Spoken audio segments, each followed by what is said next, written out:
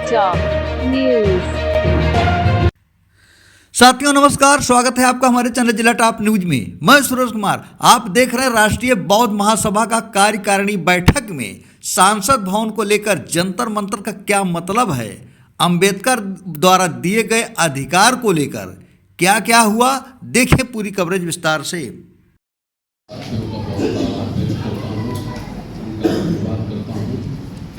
उन्होंने काफी दूर से कई साथी तो अपना प्रदर्शन आपने किया। ये जंतर मंत्र क्या है, इसके बारे में थोड़ा मैं आपके बीच रखना चाहता हूँ। जो लोग देश के सरकार या राज्यों की सरकार या संवैधानिक पद पर बैठे हुए लोग जब कानून का दुरुपयोग करते हैं या लोगों के अधिकारों का दुरुपयोग करते हैं, उनका हनन करते हैं, तो हमारे संविधान ने लोकतंत्र में प्रत्येक नागरिक को ये स्वतंत्रता प्रदान की है कि वो अपनी बात ये संसद के समक्ष धरना देकर, प्रदर्शन करके, आंदोलन करके वो सरकार या सिस्टम का ध्यान आकर्षित करा सकता है। ये प्रत्येक नागरिक का जन्म सिद्ध अधिकार है। जंतर मंत्र क्या है? चूंकि संसद भवन को कोई नुकसान ना हो,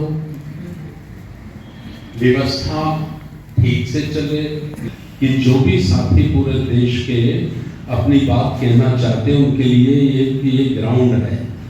जंतर मंतर का मतलब है संसद भवन। ये मैं आपको बताना चाहता हूं, कल जो आपने प्रोग्राम किया है उसका मतलब है संसद भवन। संसद भवन के नजदीक जंतर मंत्र के स्थान सरकार ने निर्धारित कर दिया है कि संविधान आपको अनुमति देता है, इजाजत देता है, आप अपने दुख तकलीफ की बात बड़े से बड़े पदाधिकारी के विरोध में भी कह सकते हैं। तो आपने कल ये बहुत बड़ा काम किया है। जिस संगोल के खिलाफ, जिस राजतंत्र की निशानी के विरोध में बड़ी बड़ी ताकतों की हिम्मत नहीं हुई है,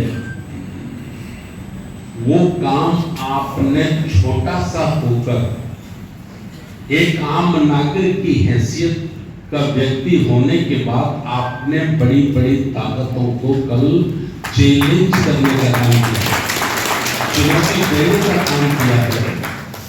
आप लोगों ने वहां से कहा है कि हमको में राजतंत्र की निशानी पसंद नहीं है, हम इसका विरोध करते हैं। यदि ऐसा आप लोग नहीं करते, उनकी कलम चलती रहती है। और जब इस संगोल का इतिहास लिखा जाता, नए संसद भवन का इतिहास लिखा जाता, तो ये लिखा जाता कि सिंगोल की स्थापना जब नए संसद भवन में हुई थी, तब भारत के किसी भी व्यक्ति ने इसका विरोध नहीं किया था।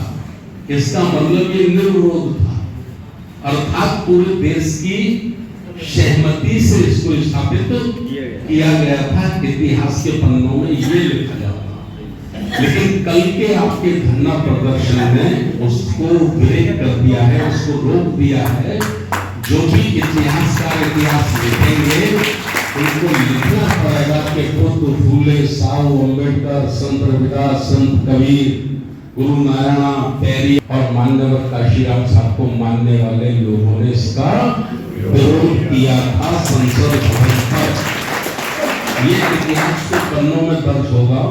ये कल लगता है बड़ा छोटा काम होगा, आज भी हमको लगता है बड़ा छोटा काम होगा, लेकिन आज के 20 वर्ष बाद ये बहुत बड़ा काम होगा। आने वाली जनरेशन के लिए एक दस्तावेज होगा।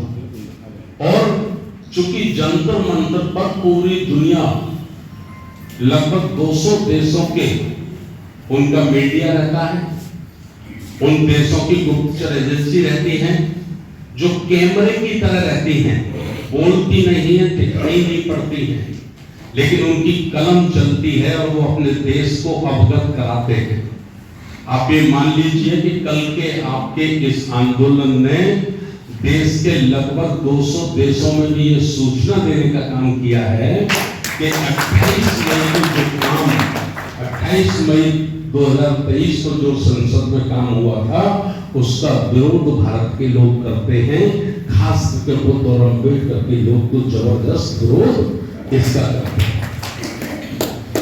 इसलिए मैं ये बातें आपको याद दिलाइए कि हमारे साथी कुछ सोच रहे होंगे कि भाई 3 दिन से हम उधर से चले, 2 दिन इधर रहे, 3 दिन फिर चलेंगे, 8-10 दिन हमारे खराब हो गए, 10,000 रुपये खराब हो गए, 20,000 रुपये खराब हो गए। तो ये खराब नहीं हुए, ये आपने अपने नाते पोते बेटों आने वाली नस्लों के लिए इतिहास बनाने का काम किया।